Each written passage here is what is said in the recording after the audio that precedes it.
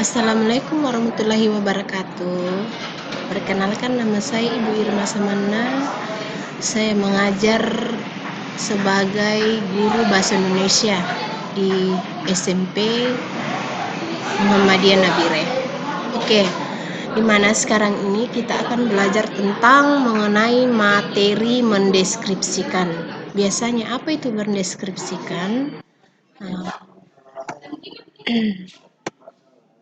Mendeskripsikan itu biasanya bisa disebut dengan deskripsi adalah pemaparan atau penggambaran dengan kata-kata secara jelas dan terperinci atau uraian.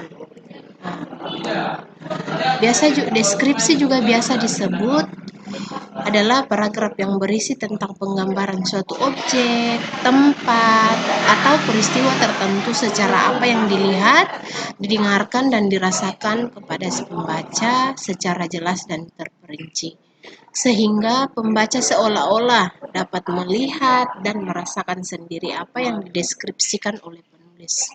Seperti contohnya, seumpamanya ibu menyuruh kalian untuk mendeskripsikan di sekitar rumah kalian, apa yang ada di dalam rumah kalian. Seperti pasti di dalam rumah ada televisi, di ruangan keluarga ya ada televisi, ada kursi, ruangan tamu ada meja, ada kursi, kemudian di kamar ada ranjang, ada tempat tidur, dan sebagainya. Itu adalah yang bisa kita deskripsikan. Biasanya juga seumpamanya kalian disuruh mendeskripsikan apa yang ada di sekolah kalian. Ya, yang kalian lihat di sekolah itu apa? Itulah yang kalian deskripsikan. Seperti kalau seumpamanya di sekolah ada tiang bendera, kita deskripsikan. Kemudian seumpamanya ada di sekolah ada pohon, ada lapangan, itu yang dideskripsikan. Ada kelas, kemudian berapa kelas yang ada di sekolah, itu semua bisa kita deskripsikan. Karena memang penggambarannya itu secara jelas dan nyata dilihat. Ya. Ciri, isi, dan tujuan teks deskripsi. Ya, ciri dalam teks deskripsi itu diperincikan menjadi bagian-bagian objek yang diperhatikan. Nah, serta menggambarkan secara konkret atau benar-benar ada. Nah, ciri tujuan teks deskripsi menggambarkan dengan cara merinci objek secara subjektif atau melukiskan kondisi objek yang diperhatikan dari sudut pandang penulis. Ya.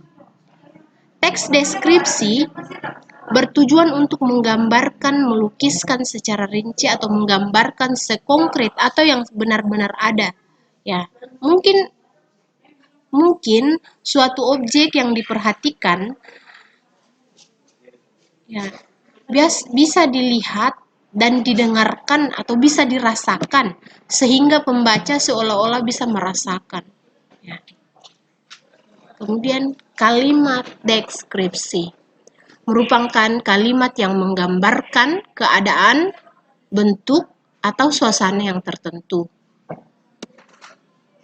Penggambaran informasi yang jelas sangat diperlukan oleh teks deskripsi, sehingga pembaca seolah-olah dapat merasakan langsung apa yang sedang dijelaskan dalam teks tersebut. Ya, teks deskripsi itu ada dua, menjelaskan ciri-ciri fisik objek, kemudian menjelaskan ciri-ciri psikis objek. Ya. Menulis teks deskripsi. Ada langkah-langkah dalam menulis teks deskripsi. Yang pertama, kita harus menentukan atau memilih objek.